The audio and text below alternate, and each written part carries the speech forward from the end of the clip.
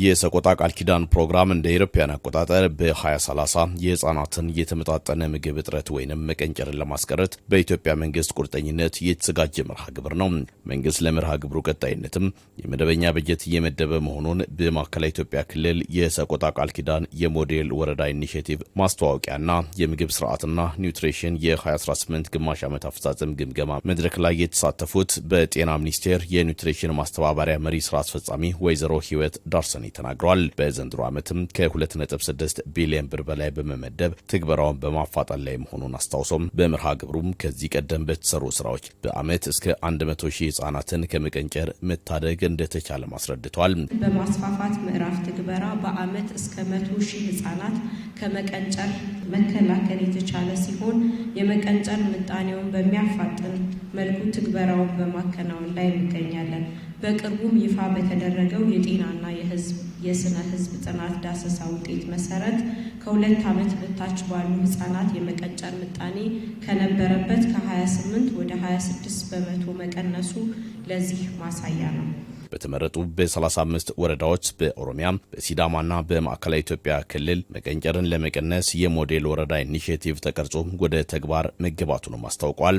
ባለፉት 5 ወራት የሞዴል ወረዳ ኢኒሼቲቭ ትግበራውን ለማስጀመር ከተሰሩ ስራዎች መካከል በሶስቱም ክልሎች ወይም በተመረጡ ወረዳዎች ላይ የዳሰሳ ጥናት ማከናወን ትግበራውን ለማስጀመር የሚያስችሉ የአቅም ግንባታ ተግባራትን ለማከናወን ዝግጅቶች ተጠናቋል።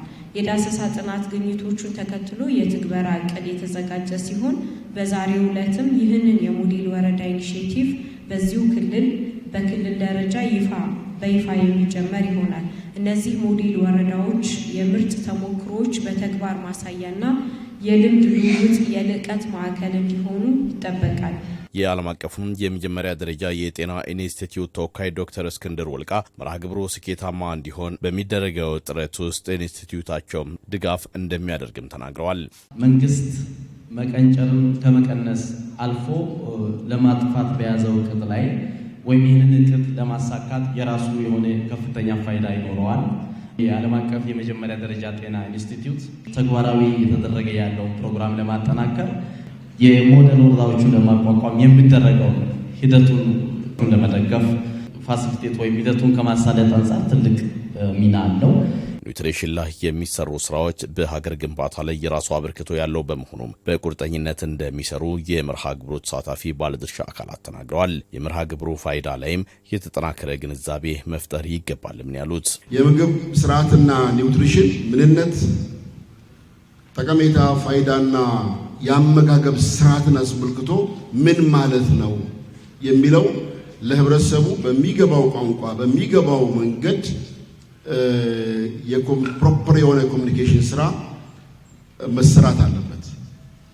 ሁለተኛው የአመራረት ስርዓታችንን በተገቢው መንገድ ሁሉም ባለቤት ሆኖ አሁን ክልላችን ላይ ያሉ ኢኒሼቲቮች አሉ። ከነዚህ ጋር የማቀናጀት ኒውትሪሽን ዴንስ የሆኑ ብናደርግ መልካም ነው።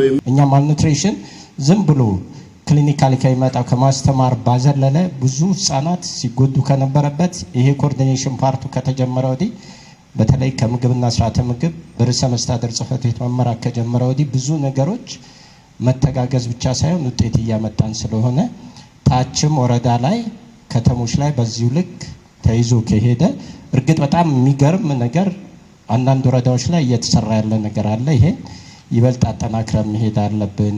ዛሬ ላይ የምንሰራው ኒውትሪሽን ላይ የምንሰራቸው ስራዎች ወደፊት ለሀገር ግንባታ የሚያደርገው አስተዋጽኦ ከፍተኛ ስለሆነ ሁላችንም የጤና የግብርና አሊያም ደግሞ ተግባር የሚባሉ ሴክተሮች አሉ። የስድስቱ ሴክተሮች ብቻ ሳይሆን የአጠቃላይ የአመራሩ ስራ ሆኖ እንዲሰራ እንደኛ ትኩረት ሰጥተን እንሰራለን የሚል ሀሳብ ለማስቀመጥ ያክል ነው።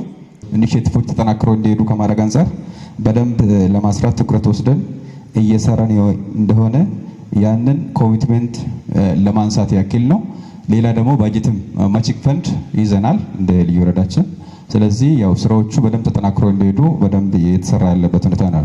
የማዕከላዊ ኢትዮጵያ ክልል ርዕሰ መስተዳድሩ ዶክተር እንደሻው ጣሰው በሰቆጣ ቃል ኪዳን ፕሮግራም የተያዙ ግቦች ስኬታማ መሆን የሚችሉት ባለድርሻ አካላት ተቀናጅተው ሲሰሩ እንደሆነ ገልጸዋል። ፕሮግራሙ ለቀጣይ ትውልድ ያለውን ፋይዳ መረዳት ይገባል ያሉት ርዕሰ መስተዳድሩ ለትውልድ ግንባታ ጠቃሚ በሆኑ መርሃ ግብሮች ላይም በቁርጠኝነት መሳተፍና በአግባቡ ገቢራዊ ማድረግ ይገባልም ያሉት በምግብ ራስ መቻል የሌማት ትሩፋትና ከሱ ጋር የተያያዙ ስራዎችን በደንብ መስራት